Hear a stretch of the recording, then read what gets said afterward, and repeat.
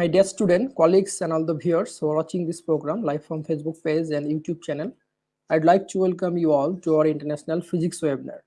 Today it's our 252nd International Physics webinar, and we have with us here today Dr. Hitoshi MURAYAMA, sir, Professor, Department of Physics, University of California, Berkeley, USA, and he has already connected with us. So I'd like to welcome our speaker.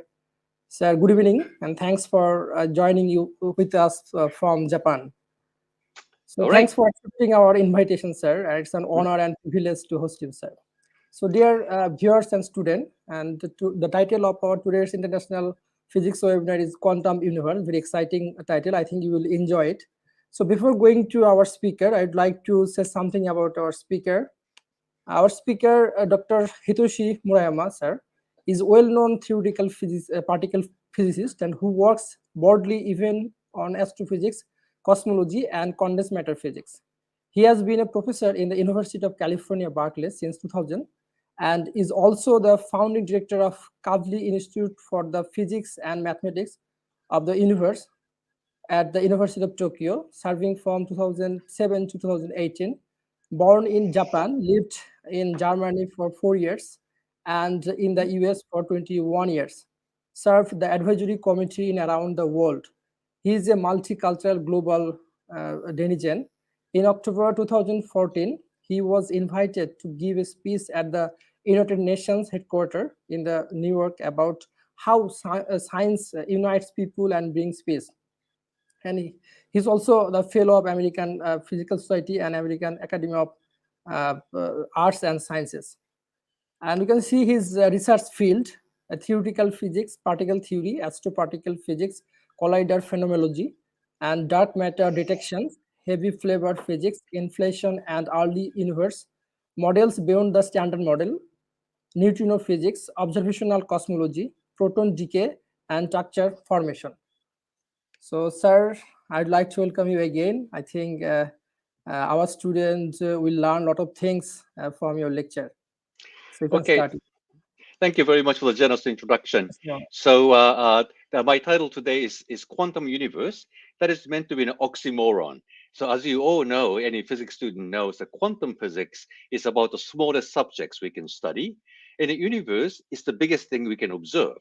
But it turns out that the smallest things like elementary particles and the universe itself has actually a very close connection to each other. And that's the idea I would like to convey in my talk today under this title of Quantum Universe. But first of all, Happy New Year to everybody. So we welcome the new year 2022.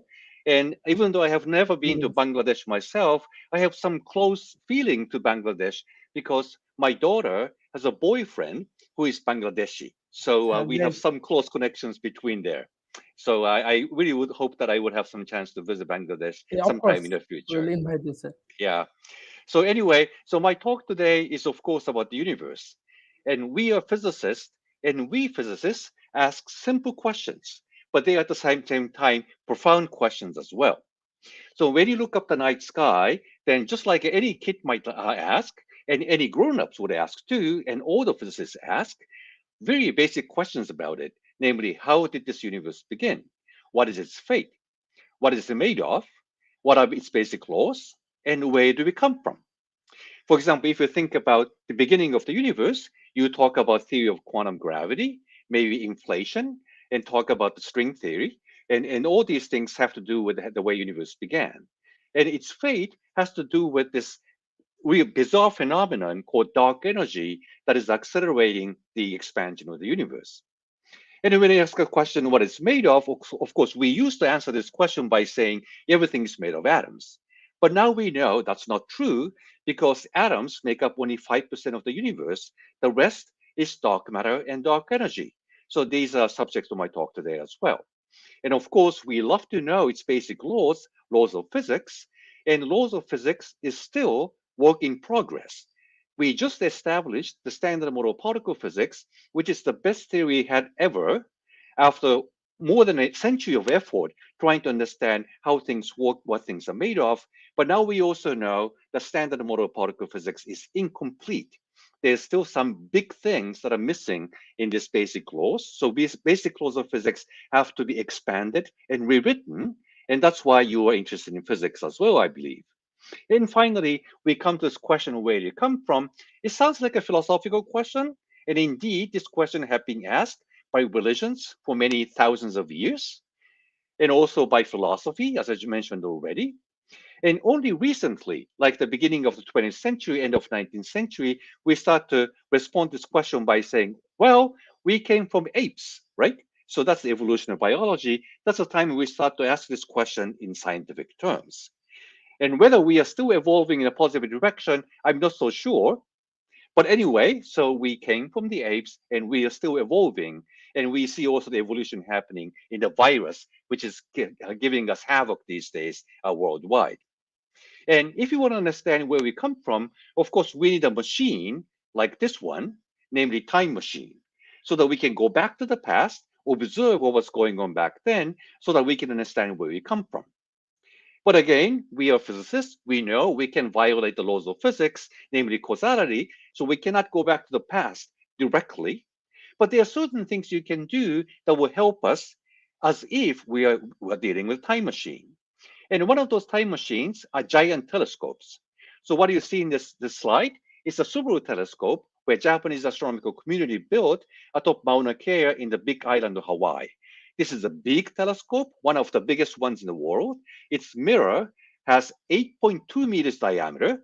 So mirror itself is like 3 stories building, and entire telescope is like 5 stories. And given this how big the mirror is, it can capture, collect a lot of photons. So what that means that you can observe very dim objects. And if you can observe dim objects, you can look very far away. And if you look far away, the light that comes from this faraway galaxy may have taken billions of years to reach us. As a result, we can look back into the past, billions of years ago, how the galaxy looked like back then.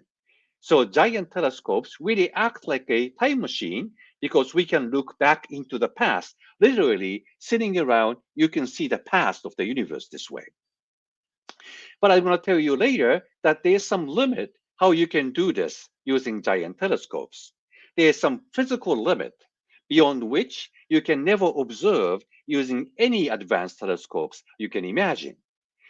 And if you want to go further back in time, the machine you would use for that purpose is the particle accelerators.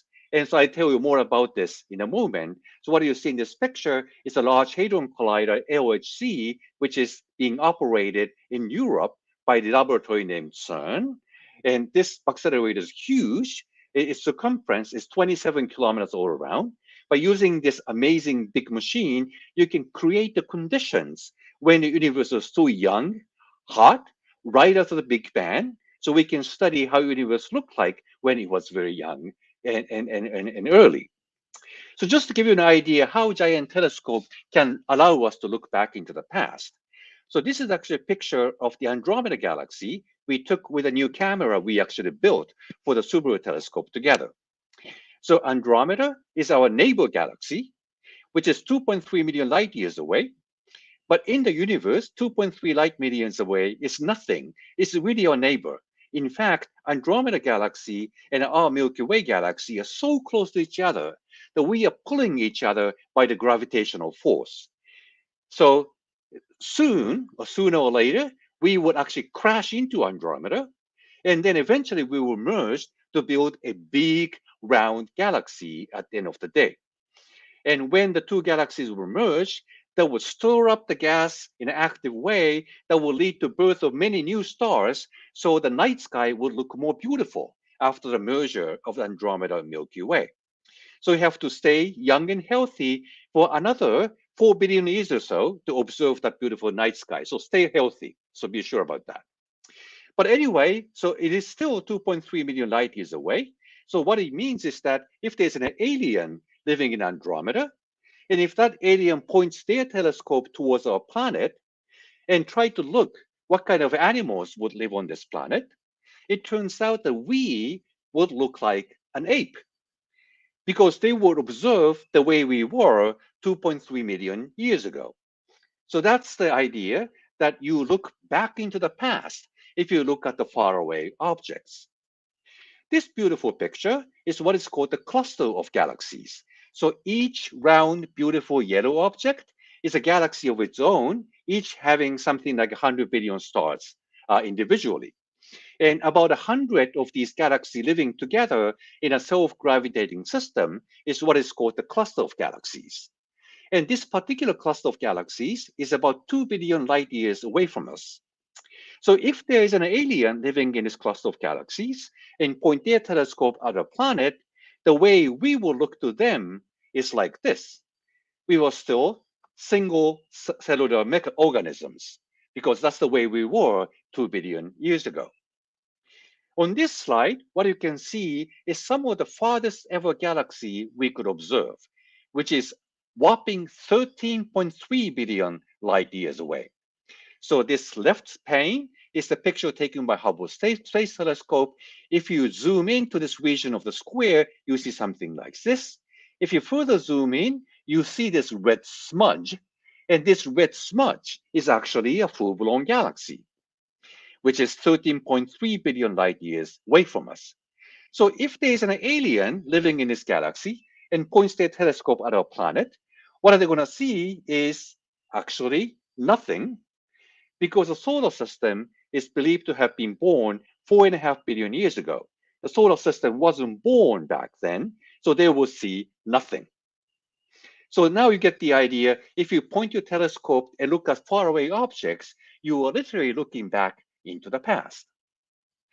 What we know now, actually this information is only like 10 years old, but using what is called the Planck satellite from the European Space Agency, we now have learned that our universe is 13.8 billion years old. So what that means is that if you build a telescope dedicated for the purpose of observing the universe 13.8 billion light years away from us, you are supposed to be able to see the beginning of the universe, right? According to this idea. And indeed, what they have done is take a picture of the Big Bang. So what this picture is that you point this telescope in all directions in the sky. And of course, if you look at all directions, that will give you 4 pi solid angle. It's a sphere, but you have to actually show that on a slide on a two-dimensional fashion. So you try to rip like a skin of an orange and put it down on the flat table, and that's the way it looks like an ellipse. So this is actually meant to be a sphere all around us, but shown in a two-dimensional fashion in this elliptical figure. And this picture is extremely exaggerated. You see some cold spots in blue, some hot spots in red, but the temperature difference is actually only 1 part in 100,000. So if you think of this universe temperature as a 100 meters deep ocean, then the temperature variation you're seeing here is only a ripple as high as 1 millimeter on top of this 100-meter ocean. So this is a tiny, tiny variation. If there's such a water surface, it would like a complete mirror. It's totally flat and homogeneous. So the picture, actual picture, is rather boring. Everywhere you look, it actually looks exactly the same. But nonetheless, that's how we know how the universe got born 13.8 billion years ago. But it turns out what you saw here is not quite the picture of the beginning of the universe. It's actually the surface of the Big Bang. Because looking back into the past is sort of like looking at the sun. Of course, you're not supposed to do this because that would burn your retina. But suppose you did, what you can see is only the surface of the sun. You're not going to see the center of the sun. And that's because our sun is a ball of hot gas. Light cannot penetrate through it, and therefore you do not see what's inside the sun. You can only see what's on the surface of the sun. In the same way, you try very hard to look back into the past, so by looking as far as you can. But at some point, universe becomes so small, so hot, and so dense, light cannot get through it anymore. So that's the limit how far you can see, and that's the surface of the Big Bang.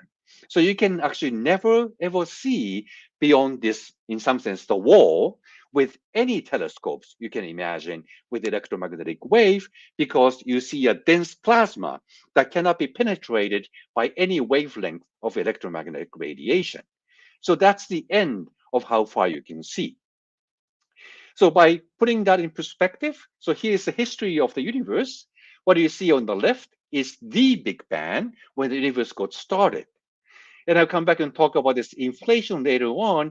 Microscopic universe that was born at the beginning was smaller than the size of an atom, but that was stretched enormously into a macroscopic size by a process called inflation due to an exponential expansion for a while. But then the universe started to slow down and it started to expand more and more slowly. And it turned out that what you saw on the previous slide is the picture of the Big Bang when the universe was only 380,000 years old. And of course, for us human beings, 280,000 years is a long time. But for the universe, which is 13.8 billion years old, this is still a baby universe right after it was born.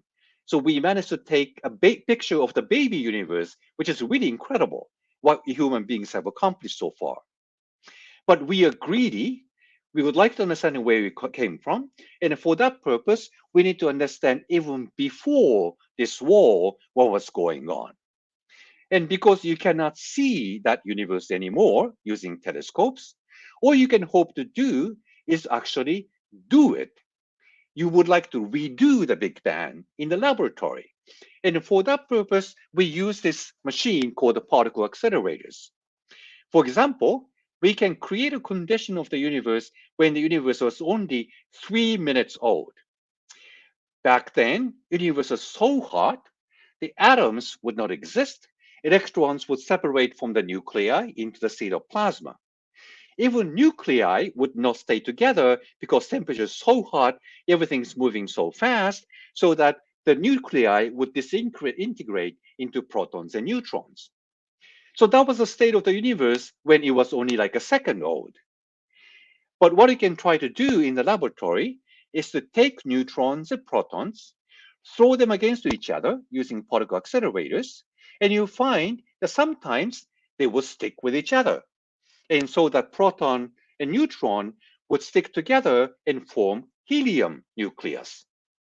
So that's indeed what should have happened in the early universe when the universe was really, really hot and when the universe was about 3 minutes old.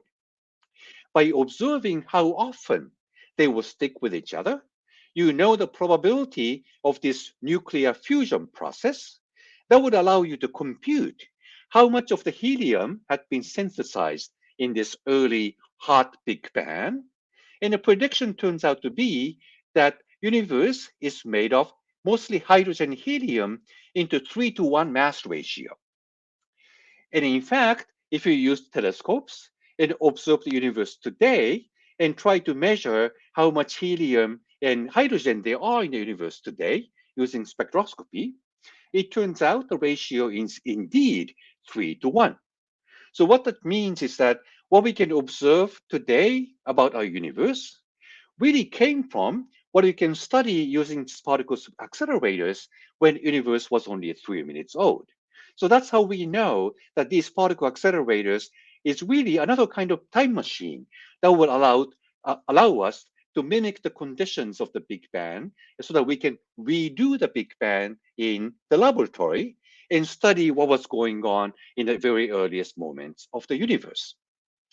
So what I'm going to tell you next is the next stage of this early universe that was very important to us, namely when the universe was even earlier than 3 minutes old, as early as 10 to the minus 10 seconds old.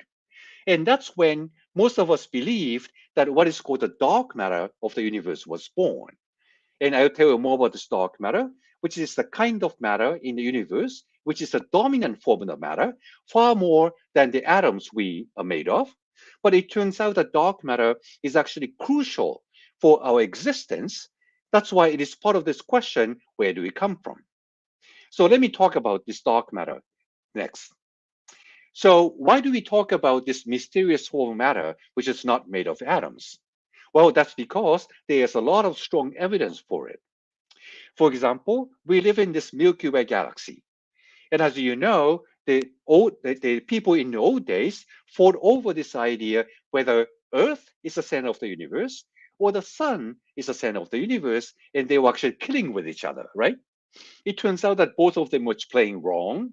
Our sun is actually a suburb of a galaxy about 28,000 light years away from the center of our own galaxy. So what that means though is the sun, if it's staying still, would fall towards the center of galaxy and we would not be stable.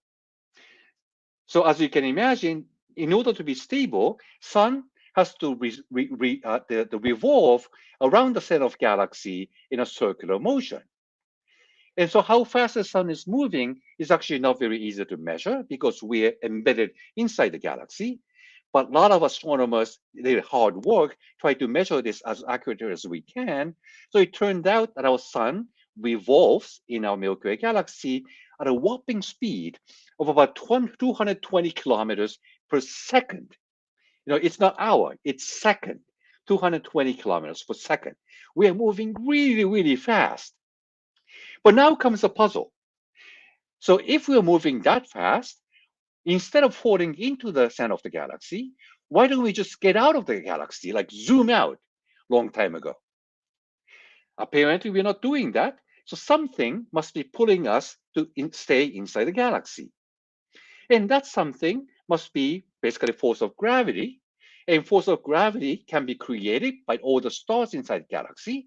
So you can try to test this idea by counting up all the stars we can see in a galaxy and try to estimate their mass to see if there's enough gravitational pull coming from all those stars combined in a galaxy to keep our solar system inside it.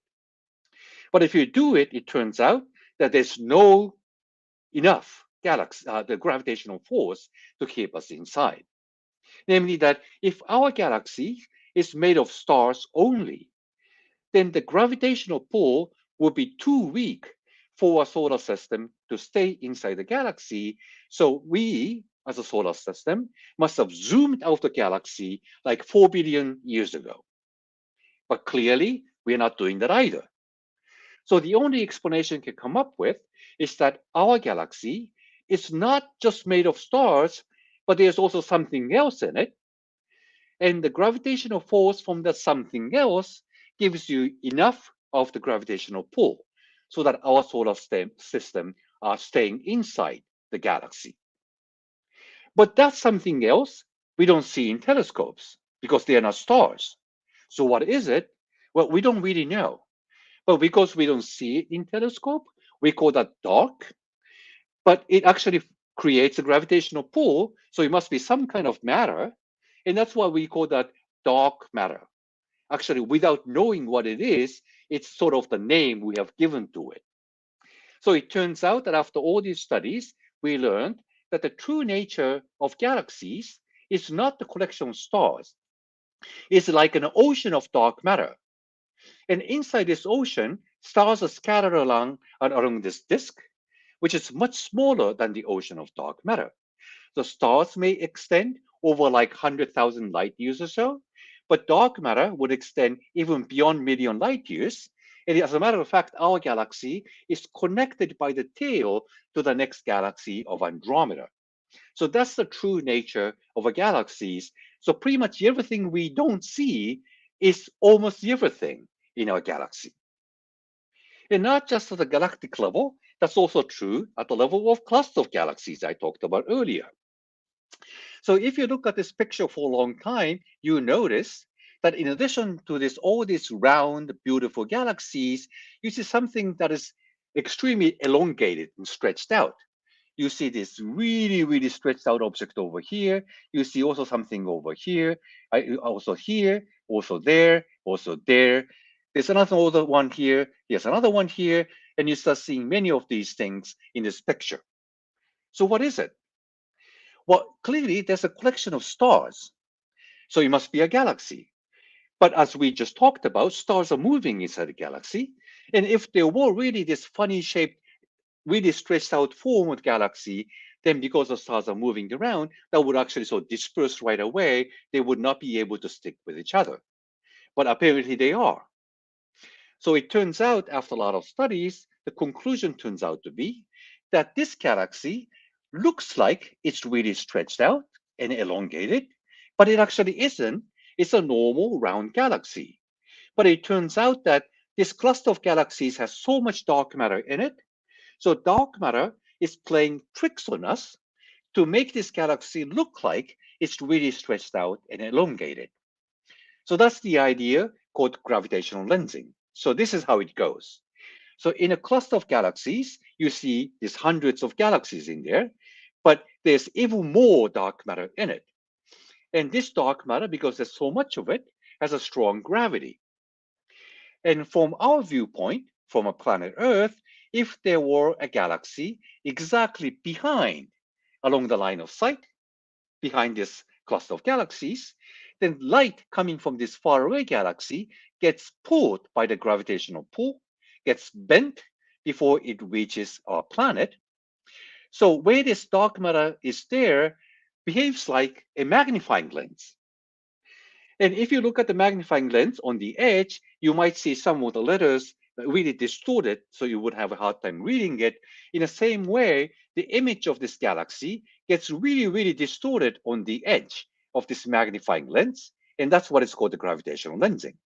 So just to give you an idea how that works, just imagine that there are many galaxies streaming like a river behind this cluster of galaxies.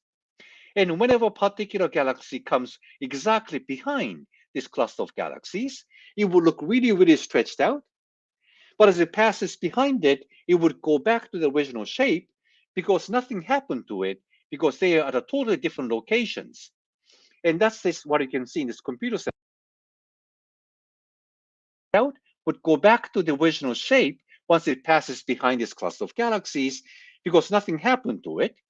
But when a galaxy is right behind it, you see the image is really, really stretched out. And that's the gravitational lensing. That's the image you saw on the previous slide. So it turns out that the cluster of galaxies is full of dark matter, and you can estimate how much mass there is using this effect of the gravitational lensing, it turns out, which is a powerful tool, because even though you don't see dark matter in telescopes, you can tell how many of them are where, because they are playing tricks on us. So this is actually an image of the faraway galaxies we took with the Subaru Telescope. And these, what look like a bright crosses, are nearby stars that will saturate the CCD. So please forget about them and just focus on these little dots in the background. Each little dot is a galaxy which is like a billion light years away from us. But with a modern technology, you can really observe the size and shape of each galaxy. And then you can tell that they are stretched out, they are distorted. And using the amount of distortion, you can tell that the dark matter is playing tricks on us. And then you see that the tricks being played on us, you can tell how many tricksters there are and where they are and how many of them. So that's the way we can build maps of dark matter, even though we don't see them at all. And here we go. This is the density profile in contours where the dark matter is in front of all these faraway galaxies. So this is the way we can tell how much dark matter there is in the universe today. And that led to the conclusion that more than 80% of matter in the universe today is not made of atoms we are made of, but it's actually made of this mysterious dark matter. But how do we know dark matter is not atoms? So this is an evidence for it. This is again a beautiful picture of something called the bullet cluster. And what's shown in this pink is actually a region of hot gas shining with the X-ray observed by satellites. And what's being shining with a X-ray means its temperature is like a thousand, the 100,000 degrees or million degrees. It's really, really high temperature. What is painted in blue is where dark matter is. We couldn't figure out using this gravitational lensing technique. So what you see here is one cluster of galaxies made up of a pair of the gas and dark matter. Another cluster of galaxies made of this pair of the gas and dark matter. But the strange thing is that where the gas is not where dark matter is. I just told you that dark matter gives you gravitational pull to keep things together, but now they are not together in this cluster of galaxies.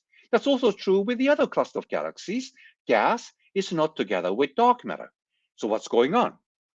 So it turns out that this picture is an aftermath of two clusters of galaxies colliding at an incredible speed of 4,500 kilometers per second.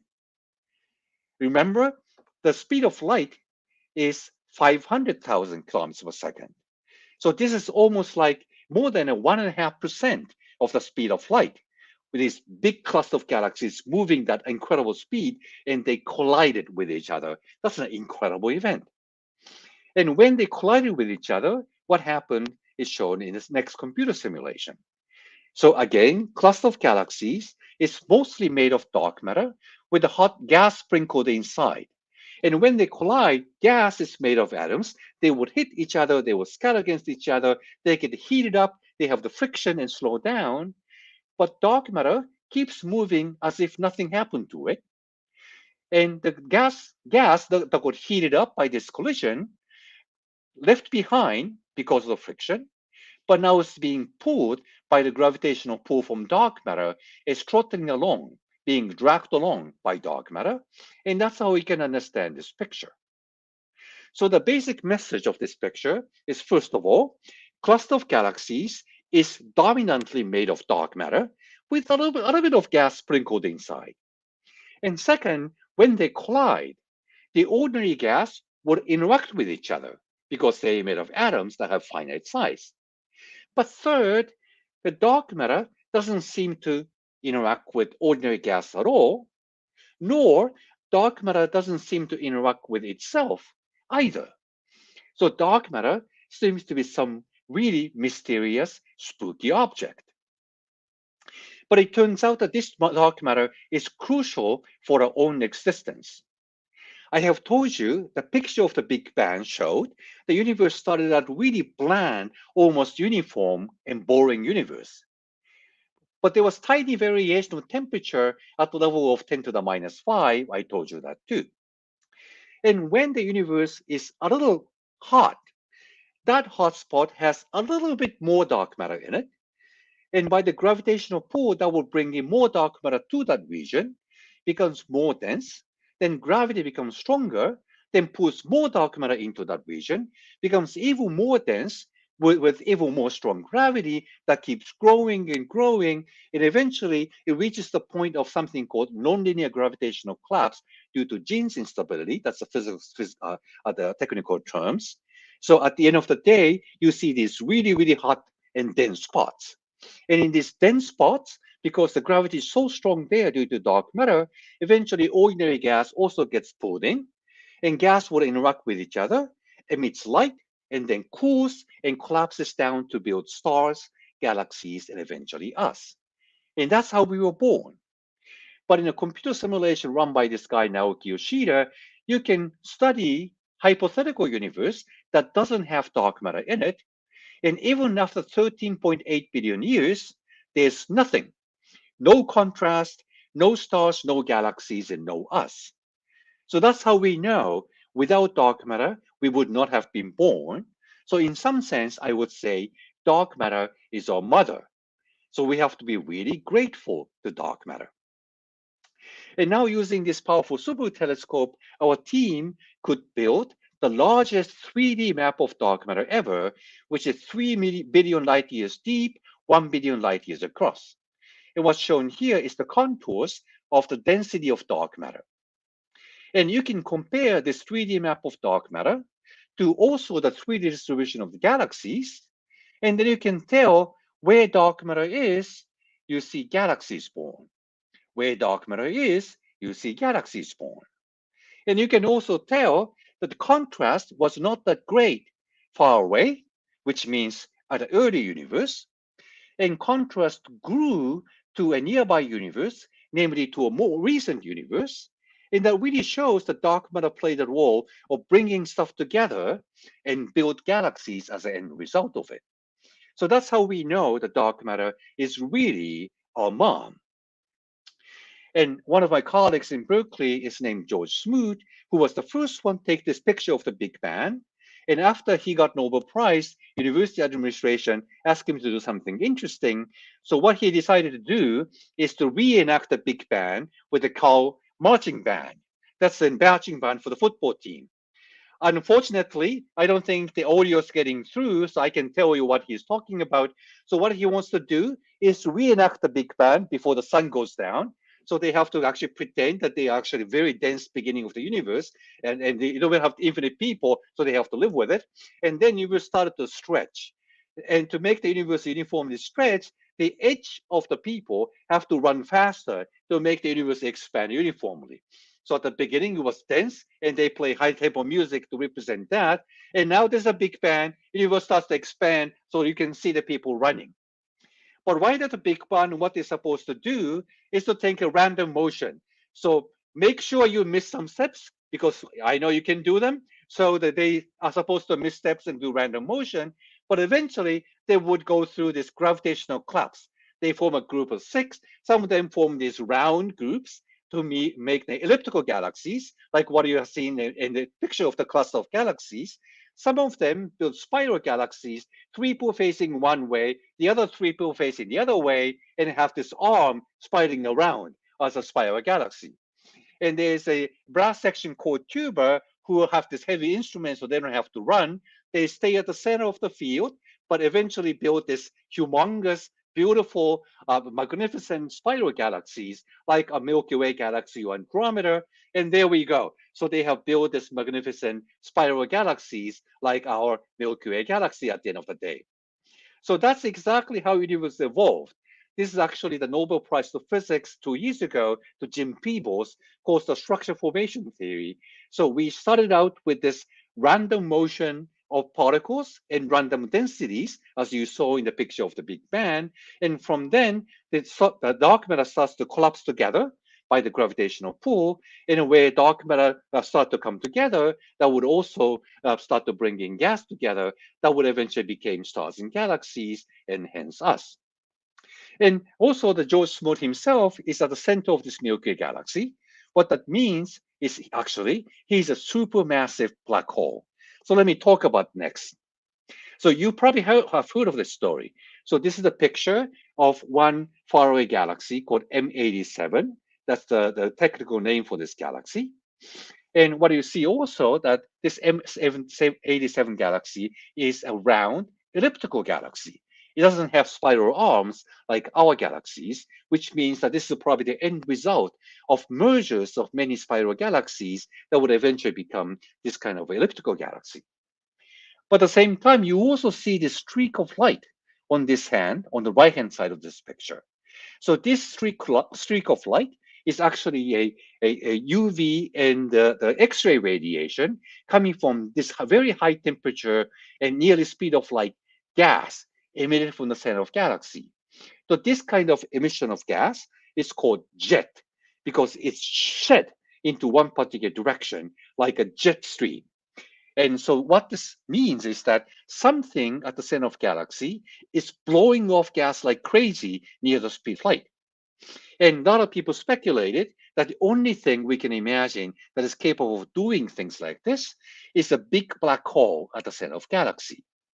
So the idea is that, well, we would like to actually see this black hole. But it turns out, as you might know, from the optics class, there's something called diffraction limit. If you like to observe something small on angular scale at a faraway galaxy, then you need to have an incredible angular resolution for it. But angular resolution is limited by the ratio of the wavelength of the wave you're trying to detect over the diameter of the telescope. So in order to have a good angular resolution, you need to make the telescope really, really big. And for optical telescopes, I have shown a picture of the Subaru Telescope, which has 8 meters diameter. That's sort of the biggest thing you can build. Right now, there's also the project going on to build the mirrors as big as 30 or 40 meters. But that's probably the limit how big a mirror you can build, even in the future. So there's a certain physical limit to how big a telescope you can build. But that's for the optical telescope. On the other hand, for the radio telescope, it turns out that there's a technique called interferometry, namely that you can link many radio telescopes together to make them operate as if it were a single telescope. It turns out that we human beings have built many radio telescopes around the globe, even on the South Pole and also on the Greenland, together with Chile, Mexico, Canada, the United States, Hawaii, and also in Spain. And by linking these telescopes together, you basically have a radio telescope which is as big as our planet. Using that big diameter, it turns out that you should be able to achieve the level of the angular resolution to resolve the image of the black hole at the center of the M87 galaxy. And that's probably something you have seen in news. This is the picture of the black hole.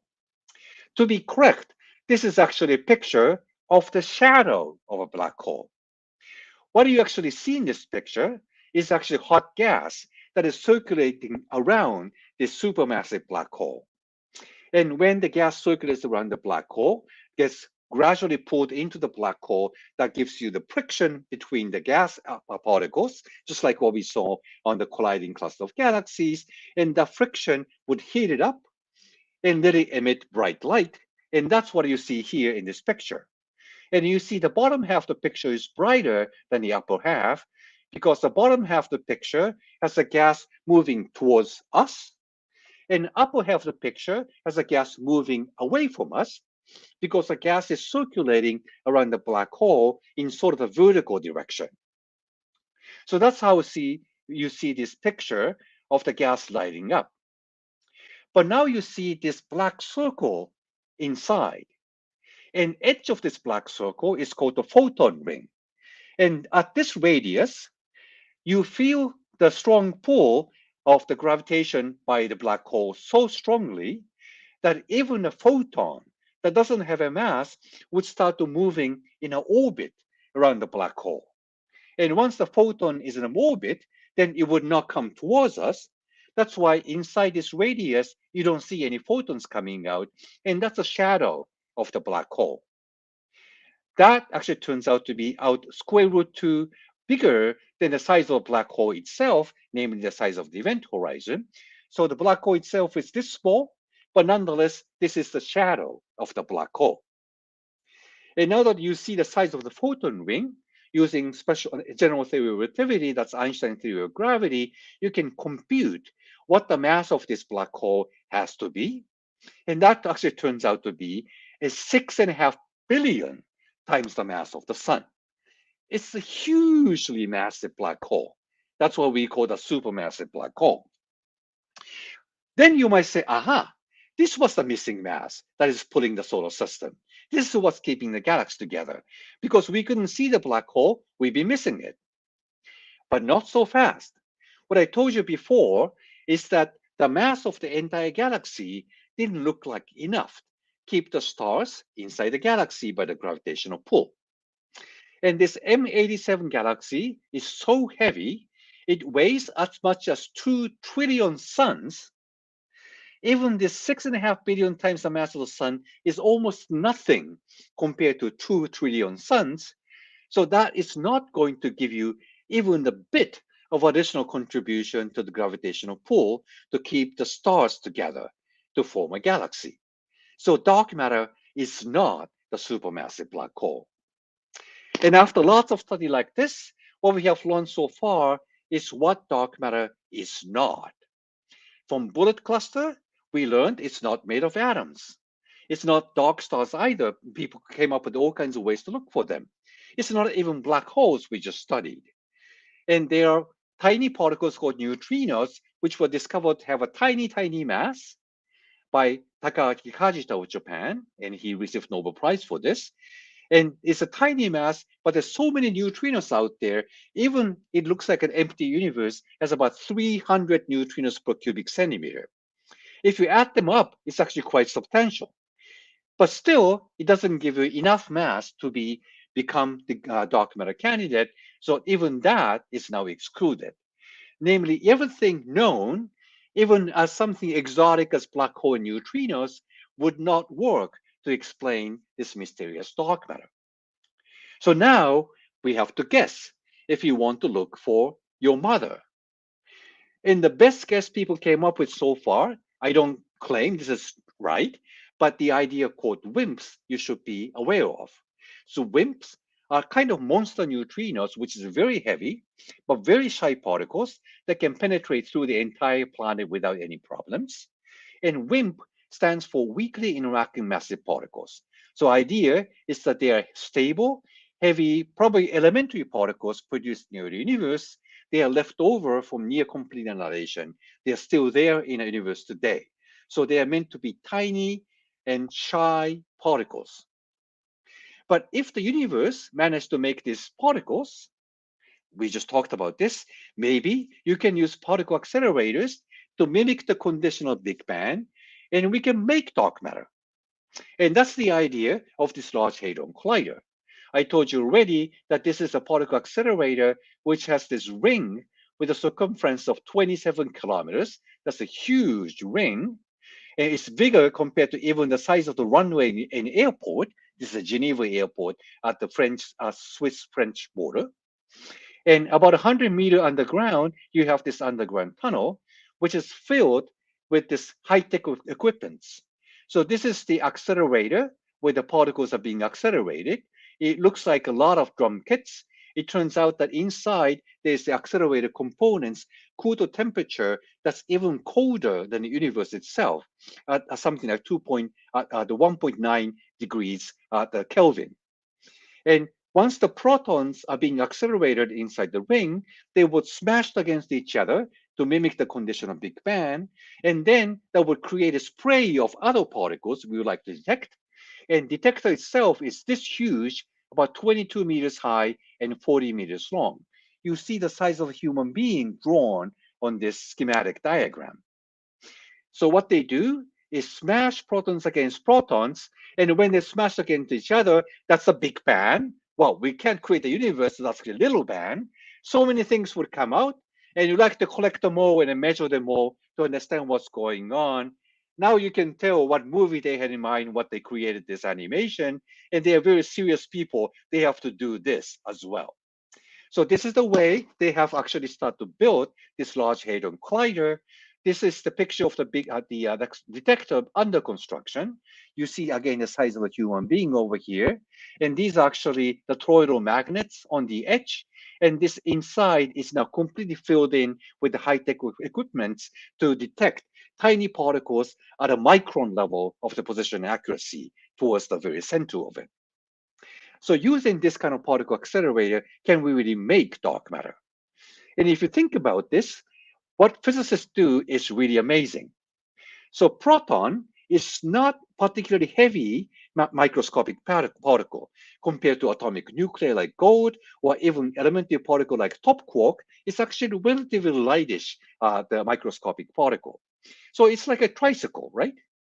And you ride on tricycle, try to speed up, and after riding it to very fast speed and high kinetic energy, you smash them against each other. And that energy can be turned into mass according to Einstein's famous equation.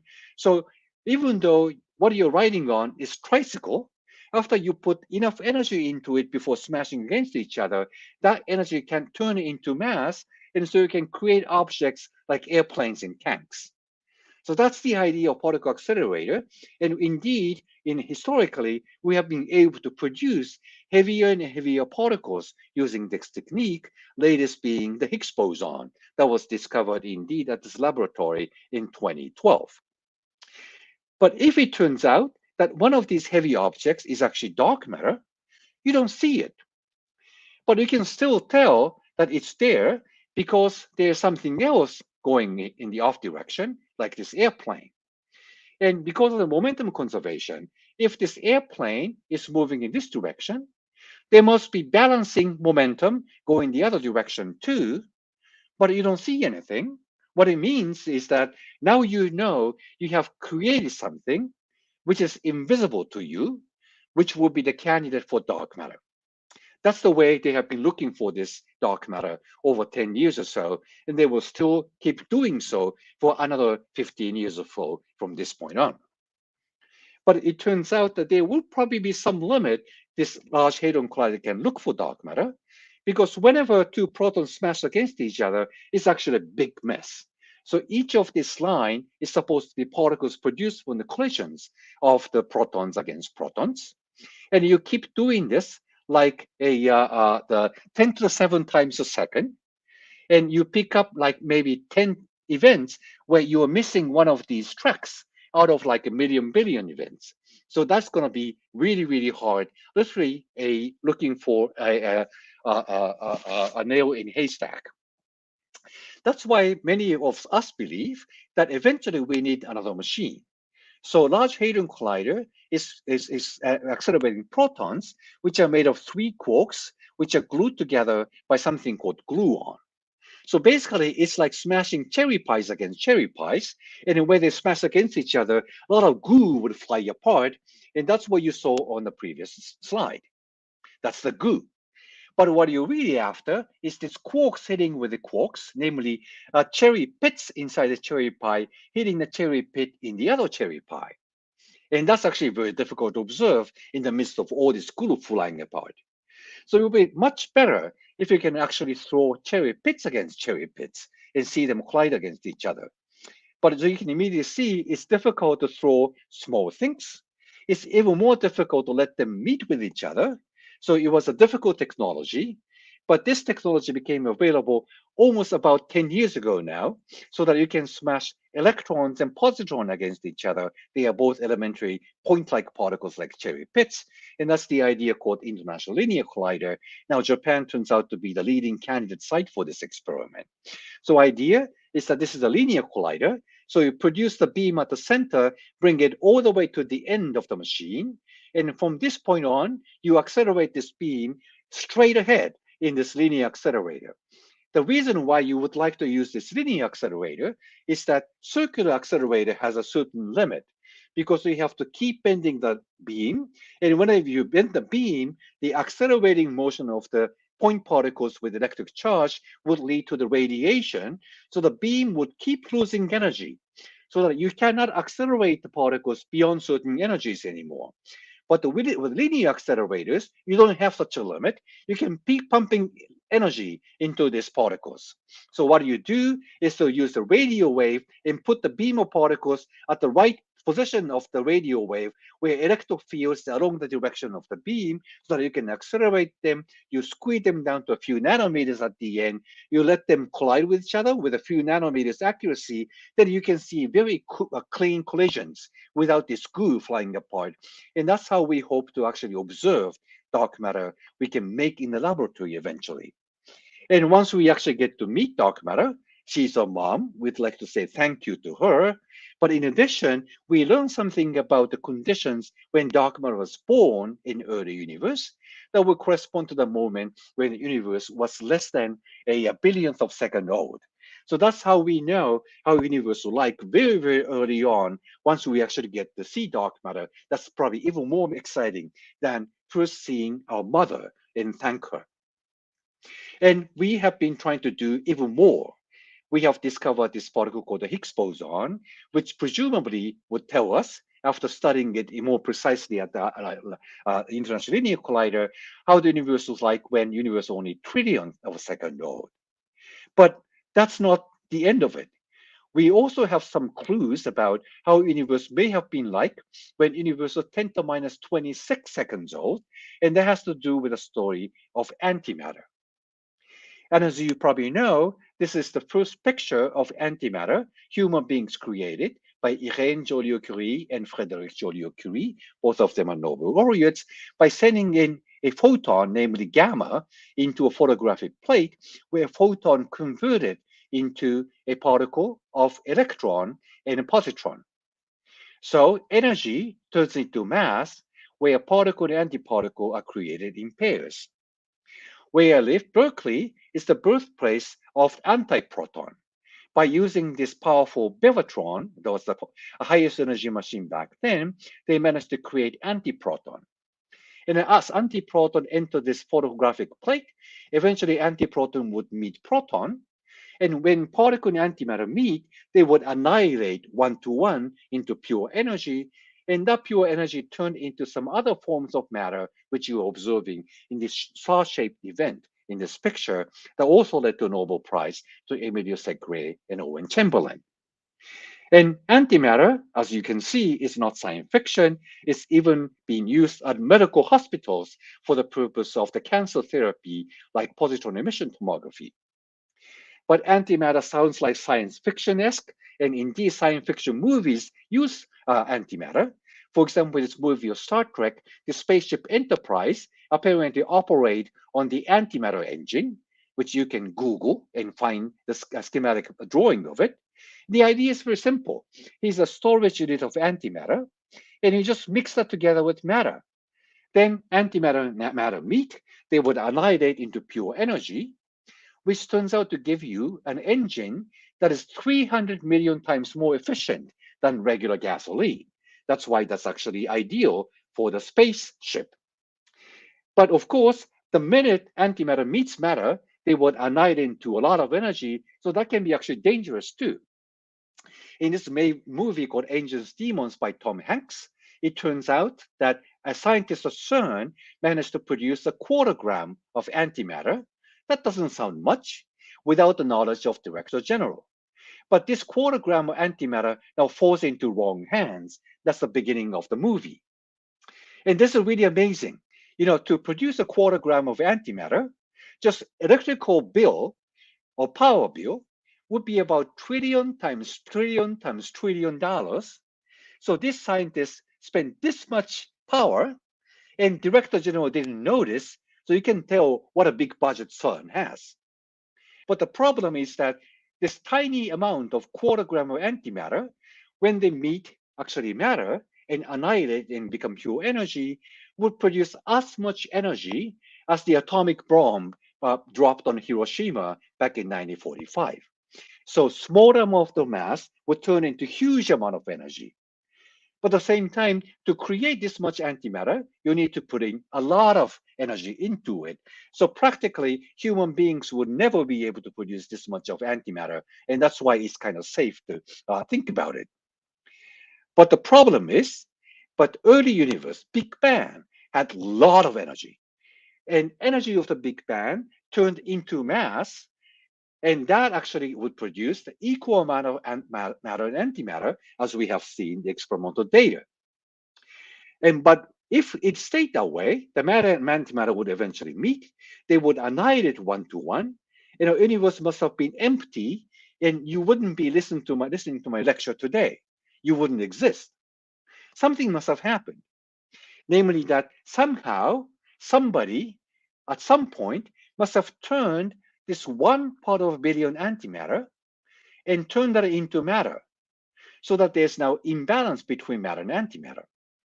And when the matter and antimatter eventually meet, a billion of them would annihilate away into pure energy in the end, but this unbalance remains, and that's supposed to be us. And that's how we survived the Big Bang. So the real question here is not that billion antimatter and matter would annihilate each other. Of course, we should be very grateful to them because they would have annihilated for us. But who had saved us by turning a bit of antimatter into matter in the evolution of the universe? So how did that happen? How was matter and antimatter reshuffled into each other? So somehow we need to turn antimatter into matter. But that sounds difficult, because if you take an electron that has a negative electric charge, its antimatter positron has a positive electric charge. There's no way the positron can turn into electron because the electric charge is conserved. Similarly, for proton and antiproton, proton has positive charge, antiproton has negative charge, so antiproton cannot turn into proton because the electric charge is conserved. Among all elementary particles, it turns out that it is only neutrinos that have no electric charge, which is the matter particle, but no electric charge. So in principle, antineutrino, which is antimatter, may turn into neutrino, which is matter, without violating the conservation law of electrical charges. If that's the case, maybe neutrinos are the superheroes that saved us. That's the hypothesis put forward by my friends Fukugira and Yanagira. So did neutrinos save us from a complete annihilation. In order to understand if this has really happened, one thing we would like to do is to really observe this conversion of antimatter to matter. Some of big nuclei like xenon has a lot of neutrons in them, and when it wants to beta decay, so that neutron turns into proton by emitting electron and antineutrino, it turns out that this nucleus, in this case, is the cesium, turns out to be actually heavier than the original xenon, so this is not allowed by energy conservation. But if you let the beta decay happen twice instead, and that would turn into barium, which is lighter than xenon, so this process is energetically favorable and is allowed by energy conservation. But then you would think that two antineutrons get emitted. However, if this antineutrino can turn into neutrino instead, then it can be absorbed by this neutron so that there is no emission of neutrinos at the end of the day. And that is the process called neutrino-less double beta decay, because no neutrinos are emitted. So two neutrons would go to two protons and two electrons, but no neutrinos. We already know this is very rare. It can happen like only once in 10 to the 26 years, but people are still looking for it. So that requires, of course, patience. But another thing we would like to do is to find if neutrinos and antineutrinos would behave in a different way so that universe can tell which one is preferred over the other. To test this hypothesis, the people are trying to send high energy neutrinos over long distance. In the case of the US, that's whopping 1,300 kilometers, and also a beam of antineutrinos to see if they behave differently from each other. There's a similar experiment also planned in Japan with more modest distance of 300 kilometers by sending powerful beam of neutrinos created by particle accelerators, and we are trying to increase the neutron production so that we can have 300 trillion neutrinos produced every second and sent to a super Kamiokande, which you may have heard of, or something even bigger being constructed called the hyperkamiokande. That's going to be even 8 times bigger than that, close to 600 kilotons of target. And so that we can observe these beams of neutrinos and antineutrinos behaving differently from each other over the 300 kilometers distance. And it can observe all kinds of other things too. This way, we hope to see if the neutrinos really saved us from complete annihilation, if they are really superheroes. And that idea should have happened when universe is like 10 to the minus 26 seconds old. And I actually came up with an idea that this process might have also produced a gravitational wave, which we may eventually detect to test this idea using also with the gravitational wave. But now that I'm supposed to finish up my talk in a couple of minutes now, I'd like to go to the last subject of inflation, when tiny universe got stretched to become a big universe, when universe was at the very beginning of 10 to the minus 34 seconds old. So the idea of inflation came up with this observation about the universe. So this video shows the location of galaxies as observed in telescopes and put them into the computer, and you can simulate it as if you can sort of do a flyby over the spaceship, over many galaxies nearby. And don't try this home, because if you really would like to do this, you have to travel at a speed about 10 trillion times faster than light. So don't try this. But anyway, the idea you see in this picture is that no matter how far away you go, the universe looks pretty much the same everywhere. It's pretty much bland, uniform, and boring. There are some places where galaxies are concentrated, some places that look more empty, but by and large, universe looks the same no matter how far away you go. And we have also observed the same thing with this picture from the Big Bang. I told you that it's a very boring, bland, uniform picture with only variation at the level of 1 part in 100,000. But this is actually puzzling, right? We have just observed the light coming from Big Bang by traveling over 13.8 billion years towards us from that edge of the universe. But the other end of the universe have not seen this light yet. But that light actually has the same temperature as the light that came from the other end of the universe. So how could they arrange with each other so that they would all have basically the same temperature no matter what way you look. And that's actually very strange. This seems to violate causality. They could not have talked to each other, but somehow they know they have the same temperature. So somebody actually came up with this analogy. It's like having discovered two remote islands in very different parts of the world. But if you visit those islands, people seem to speak the same language. Then you don't have to be anthropologist to come up with this idea that we suspect they were together at some point. So if all directions of the universe look the same, we suspect they were all together at some point. Universe must have been tiny back then. They could all talk to each other, so they could arrange themselves, have the same temperature already back then. But then the universe got stretched from this tiny size to the humongous size. They seem to have been totally separated from each other. But now they are actually coming together into a view. So I see that end of the universe, but that the other end of the universe. But because they were secret together before then, they could have arranged themselves to have the same temperature. That's the only way we can understand why they have the same temperatures at all. And after the universe got stretched to this incredible size, then eventually universe became hot. That's the hot Big Bang. And that would eventually lead to this picture of the Big Bang at the end of the day. And that's something we can observe with telescopes. We will not be able to see the inflation directly using telescopes, but once again, just like antimatter story, maybe we can observe the gravitational waves coming from the inflation.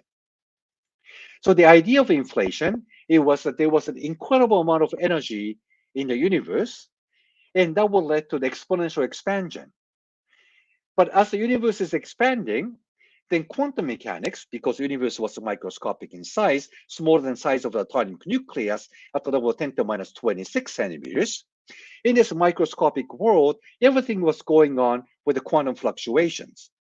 And quantum fluctuations means you can borrow energy, you can lend energy. But when there's going on this quantum fluctuation, but if the universe gets stretched by this inflation, by the exponential expansion, where you borrowed energy is stuck with energy you borrowed. Where you lent away the energy, you have lost energy forever. That will lead to this tiny contrast in energies from one place to another. And that's the picture you have seen from the Big Bang.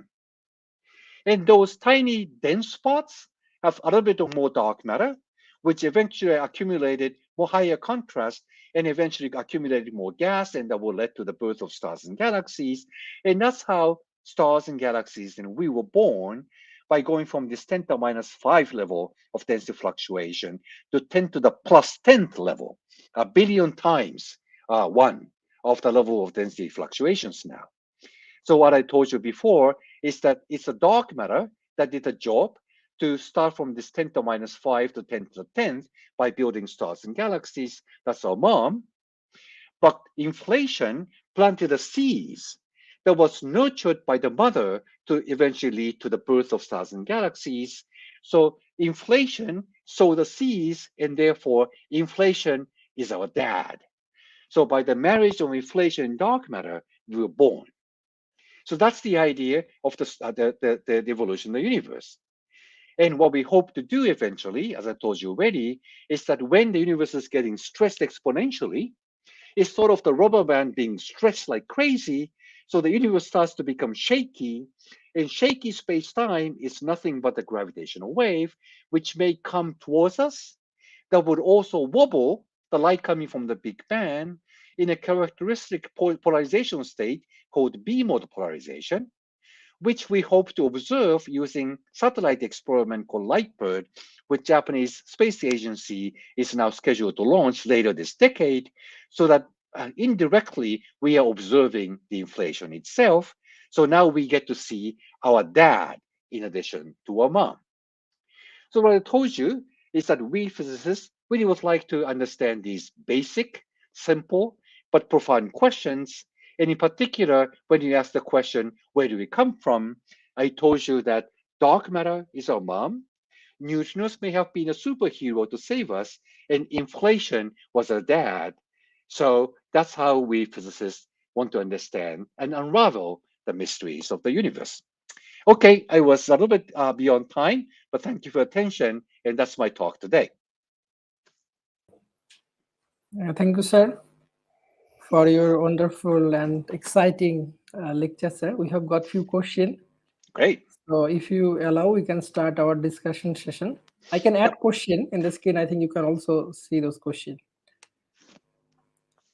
So, sir, as we know, quantum mechanics is the study of our tiny universe particle. Hmm. So maybe the question, sir, we try to explain the creation of the universe through quantum mechanics, but sir, as you know, the quantum mechanics is the study of this our own universe. So how can we use same quantum mechanics to know about the creation of this universe? Because quantum mechanics or physics actually is the study of this universe. So how can we use this same knowledge to find creation of this universe? That's an excellent question. So you're touching on many points together. So let me disentangle them. So one of the question is that quantum mechanics is something we learn about the tiny objects behaving inside the universe. But how can you apply that to the universe itself? That's first question, I think. And what I told you today so far is that space-time has this wobbling when it was going through this inflation, which is actually nothing but the quantum mechanics of particles in the box program. If you actually put particle in tiny box, delta x is small, then delta p is large, which means that there's a fluctuation of momentum energy inside. So I'm still talking about things inside the box, namely inside the universe.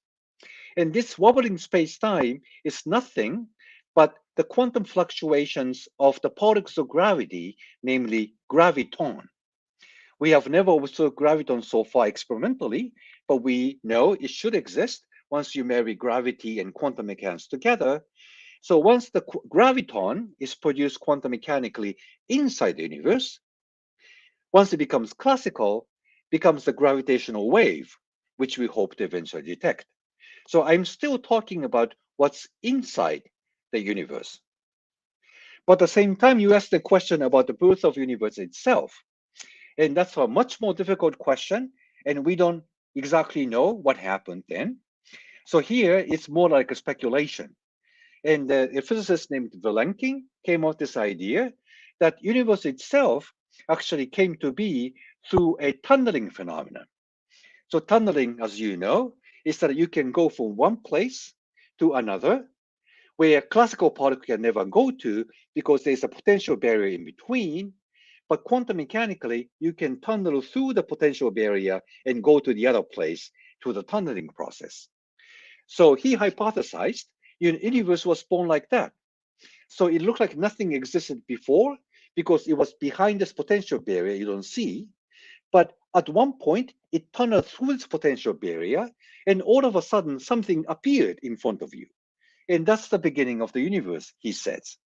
Of course, we don't know if that is the true theory at this moment, but as you can see, people are applying quantum mechanics even to the birth of the universe itself by the tunneling phenomenon, and that's at least one theory how the universe itself might have been born. So anyway, so that's an excellent question. We don't know the answer to that question. That's why we need people like you to keep working on this major and profound question. Yeah, thank you, sir. We have another question from the same person. Sir, we know electron have mass, but what is mass? We know electron is a point particle and its size is zero. So how can it have mass? That's an excellent question too. So as you know, the electron is inside a body circling around the atomic nucleus to make up atoms so that our body would stay together. But if you know that the electron may actually is size has no mass and it should go with speed of light, then our body would evaporate in about a nanosecond. So it's very important the electron has a mass so that it can slowly go around the atomic nucleus. So that's part of the question where we come from. It turns out this question had been answered, fortunately, by the discovery of the Higgs boson I mentioned in 2012, only 9 years ago. So idea is that our universe is filled with Higgs boson frozen in very, very densely. So we actually swimming in this ocean of the Higgs boson, and so is the electron. When photon travels space, there is this Higgs boson frozen into empty space, but photon interacts only with objects that have electric charges. So photon doesn't see the Higgs boson, that's electron neutral. So photon keeps moving with speed of light as if nothing is around it. But electron, it turns out, would notice that it's surrounded by the ocean of the Higgs boson. It would bump into it. So it can't go straight, go like a zigzag and get slowed down of it. And once the electron slows down, that means it's not going the speed of light. Therefore, it needs to have a mass. And that's where the mass of electron is coming from. Namely, the mass of electron is an end result of electron bumping into the Higgs boson that's filling up the entire universe today. And different elementary particles would bump into a Higgs boson with a different probability. So that's how they require different masses at the end of the day. So it is this Higgs boson that's stuck and frozen in the universe that's given energy and therefore mass to the electron. And that's how electron moves slowly beyond less than speed of light. That's how they can stay inside the body, and that's how you can exist. So Higgs boson is another reason why we exist. But Higgs boson itself is still poorly understood.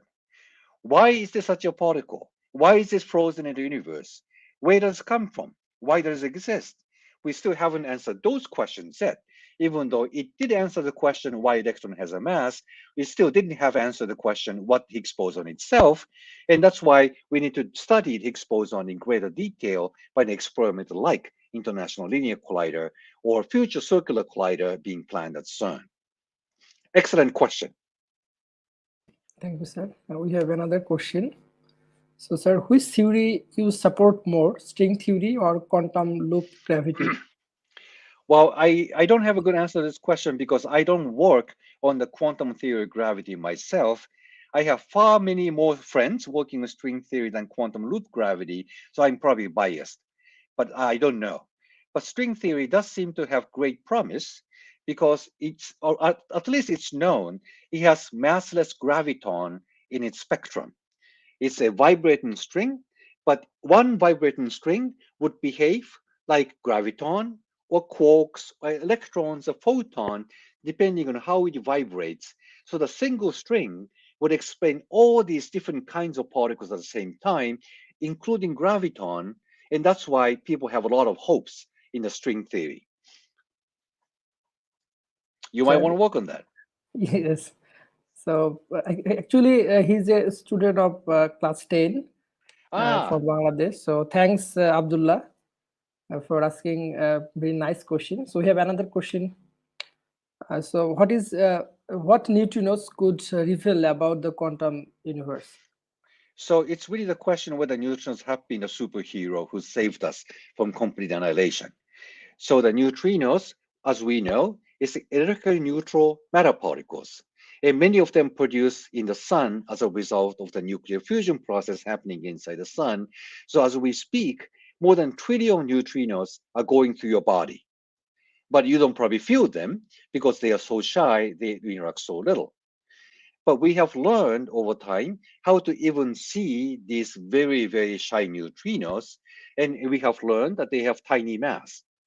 And this tiny mass is actually the key for this idea. So if the mass of the neutrino was zero, just like what we talked about in the case of the electron, then it has to go with speed of light. But once you know that neutrino has a mass, it's not going the speed of light. And because you are apparently younger than I am, maybe you can run faster than neutrino and you can look back at it. And if you do that, the neutrino seems to be moving away from you, right? And what we also know is a neutrino is left-handed. Its spin is going counterclockwise along the direction of motion. But if you overtake neutrino and look back, you see something that is spinning clockwise. We have never seen such a neutrino. But we have known for a long time that anti-neutrino is actually spinning clockwise. So that's the first sign. Maybe if you overtake neutrinos and look back, what you're looking at is actually anti-neutrino. And that's the idea called Majorana fermion, which also appears in condensed matter physics these days. So particles and antimatter particles can turn into each other. And that's how it might have been able to reshuffle the amount of matter and antimatter in the early universe so that we can actually have this imbalance. And when they annihilate, we remain in the end, and that's us. So that's how neutrinos could reveal about the quantum universe at the end of the day. So let's see, people working on that. And India also has an experiment happening in building a new ENO facility, India Neutrino Observatory. So maybe if you have some connections to your the neighbor country, then you might be able to join that experiment as well. I don't know if there's such a relationship, but that's a possibility, I hope. Okay, thank you, sir. We have another question. So, sir, if we say our universe has a beginning, a Big Bang, then there raises a question about the cause of this universe as per cause of an effect law. Is that the end of the question? I think what you're asking is that so if the universe does have a beginning, then what created the universe? What kind of causal effect would have caused the creation of the universe? What the law of physics played the role in it? I think that's the question you're asking. I believe, and that's also an excellent question because we really don't know the answer to that question. So what we hope is that by combination of kind of experiments and observation I talked about, you sort of inch towards back to the beginning of the universe a little by little. And we have pretty good ideas how we might be able to do that thanks to the evolution of the theoretical physics as well as experimental techniques. But we can only do as far to go back to the beginning, where universe seems to collapse down to a tiny size before the inflation. And if it really collapses to a point, then we physicists don't know what to do because entire energy will be squeezed down to a point, then energy density there will be infinite. The minute you see infinity in your calculation, you throw up your hands and say, I don't know what's going on. But mathematicians know how to deal with infinities because they can even talk about this infinity is bigger than that infinity, right? So we hope the mathematicians will be able to help. And string theory might also be helpful too. If everything is made of string with a finite size, you can't imagine the universe will collapse to a point which is smaller than the size of the string. There must be some minimum size of the universe. But that small universe may not look like a universe at all. Probably the concept of space, time, manifold, topology, all of these things would go down the drain. We have to come up with a new description of quantum space-time, which we know very little about. So that's where we need to have a real progress in talking about this kind of quantum space-time. Some people are talking about non-abelian the non-commutative geometry as a candidate for this, and also the progress in laws of physics as well. It may be string theory. You need to somehow bring them together to really understand what's going on, and that is still work in progress. So, as you say, that's a still big question. And again, we need young people like you to work on that. Thank you, sir. Now we have another question. So, can string theory put the correct picture about the quantum universe and how the space-time looks and behaves at the Planck scale? Yeah, so at this point, all we can say is that we hope so. And as I said already, string theory is characterized as tiny string. It's tiny, but it's finite size. That's how it may be able to prevent the entire universe to collapse down to a point at the very beginning. It stays with a finite size, so we can somehow deal with it with the laws of physics somehow. And we need to still develop the mathematical language to describe it, but at least that gives us hope.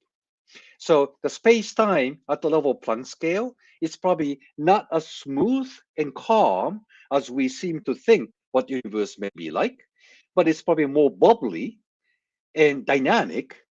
And that's how I show this picture of the uncertain principles. Even space and time itself must have been very bubbly and dynamical. And that's the kind of space-time we don't know how to describe at this moment. So we need to have a lot of development to reach that picture eventually so that we can understand the behavior of space-time at the Planck scale, as you say. So we'll see. And again, that's an area you're welcome to jump in. Thank you, sir. Now we have another question. So, what about sterile neutrinos? Only interact with gravity. Can a sterile neutrino be dark matter? And what are your thoughts? And are there possible way we can prove that it is? Is it possible to create something that will detect it? I don't think so. Maybe he think, and but let not lose hope. And what is your best advice to the future generation and technology that they should do not do know to know more about dark matter? Okay, that's an excellent question too. Just for the people in the audience who might not know what stellar neutrino is. So we know three types of neutrinos. Each of them are partner of the electron, muon, and tau particle. And these neutrinos have been all detected by now. And they're very difficult to detect, as I mentioned earlier, but they have been detected. We know they exist. But stellar neutrino is the idea that there may be the fourth one, and we have not detected such a neutrino. So what it means is that compared to these very shy three types of neutrinos, which undergo something called the weak interaction, stellar neutrino is a new kind which even doesn't do weak interaction. So it may not have even no interactions at all with the rest of us. So it interacts only with the gravity. Then we say that is a sterile neutrino as opposed to active neutrinos. And you're right, stellar neutrino is indeed a candidate of dark matter.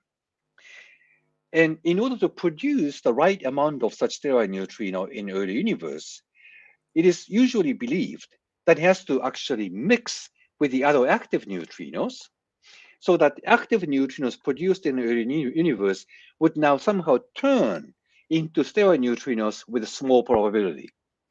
And turning one neutrino species to another is a phenomenon we have actually observed experimentally. I was part of one such experiment called Cameron experiment, where we really did observe the neutrino can turn into other species, come back up, turn to the other species again, come back up, so that they actually oscillate over cycles. And we have observed such cycles, so we know neutrinos do exist. So by extending that, perhaps the active neutrinos can oscillate into stellar neutrino state. But if that is the case, there is some mixing of the active neutrino and stellar neutrino. And if the stellar neutrino make up the dark matter of the galaxy today, then that stellar neutrino can mix back into the active neutrino, namely it decays by emitting a photon. And if particle would decay into neutrino, which is nearly massless, and a photon that's also massless, then the photon should have exactly the energy, which is half of mc squared of the stellar neutrino. So after doing a lot of math, it turns out that sort of the kilovolt electron volt range is the right energy to look for the decay product of stellar neutrino into a gamma ray or X-ray. And actually, I'm also involved in a satellite experiment called CRISM, which gets launched by Japanese Space Agency actually next year, or maybe this year now that we have a new year. And so that is actually meant to have the X-ray telescope on board. So we would like to point that telescope to a nearby galaxy to see if you can actually detect such a monochromatic energy of the photon in X-ray or gamma ray, which comes from decay of the stellar neutrinos. So that's how we would like to test this idea that dark matter may be stellar neutrino. So I hope you will hear some results soon in a few year time scale. Yeah, thank you, sir. We have another question. So, can leptons also be made of smaller particles, just like hadrons? That's an excellent question too. So indeed, there had been many ideas that both leptons, which look like elementary particles, thus like the electron, I mentioned that the cherry pit, may be made of smaller particles, often called the preons. So pre is before, and on means particle. So they are the constituents of the leptons, and also the constituents of quarks. And the reason why some people think so is that somehow quarks and leptons are totally different from each other. There is no interaction we know that can turn quarks into leptons or vice versa. But unless you have both of them, our theory of the standard model is theoretically inconsistent. So that's sort of similar to inflation. They are totally different from each other, but somehow they seem to know each other. So there must be some deep connections between them. So the simple idea is, okay, they are probably made of the same thing. So that's the idea of preons. And it's very difficult to write such a theory because if they are really point-like, they look point-like, namely they're tiny, but made of smaller constituents, you need to have really, really strong interactions to bind these preons together into a nearly massless bound states. So there is actually not very good theory of preons, I have to say. But that doesn't stop us from looking for the evidence for such a thing. And indeed, at Large Hadron Collider, they are trying to look for the evidence that maybe quarks, after they collide against each other, can be excited to excited quark, which decays back into the ordinary quarks by emitting a photon, and you detect this photon. In the same way that excited state of atom would decay to the ground state by emitting a photon, which you can detect. And so far, there is no evidence for it. And from that, we can conclude that quarks and leptons are at least smaller than 10 to the minus 17 centimeters, which means it's at least 4 orders of magnitude smaller than protons and neutrons. So they have to be that tiny. But people are still working towards probing smaller and smaller scales. So we will see.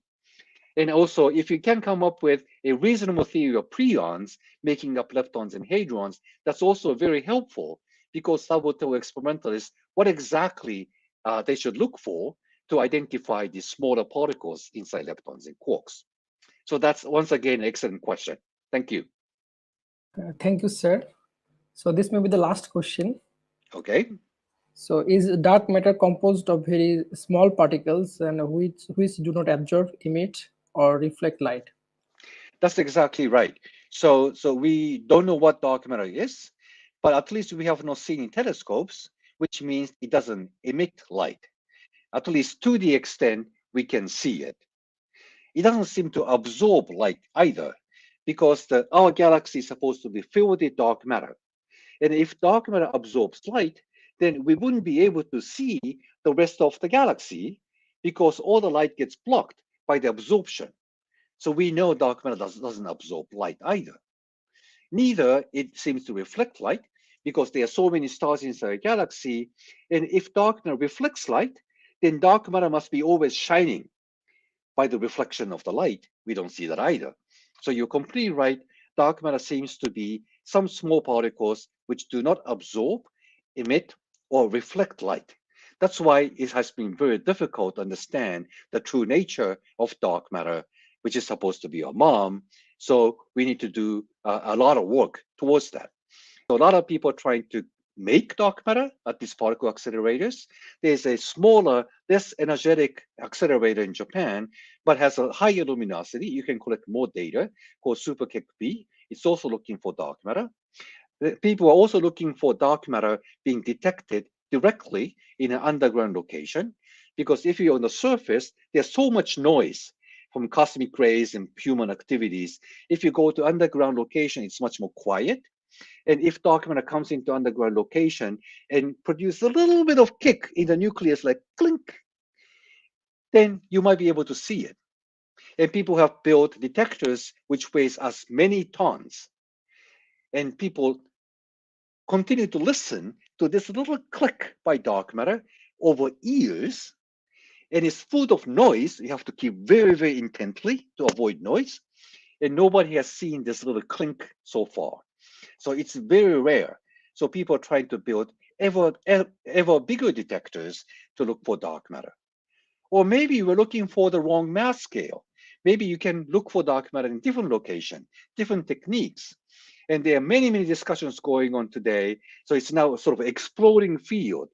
So if you can come up with new ideas on what dark matter may be and predict how we might be able to test it, then that's very, very welcome, because that would lead to new types of experiments, hopefully we can do to explore the big parameter space. So there are lots of opportunities for physics students. Yeah, thank you, sir, for your wonderful and exciting lecture and exciting discussion session. I think the student and viewers have learned a lot of things about our quantum universe. So Good. thanks again, sir. It's a great Welcome. opportunity for our student to interact with you. And I think we can invite you for a face-to-face session later. So That would be great. as we came to know that your daughter's boyfriend is from Bangladesh, so there is a Cool. relationship between Okay. you and us.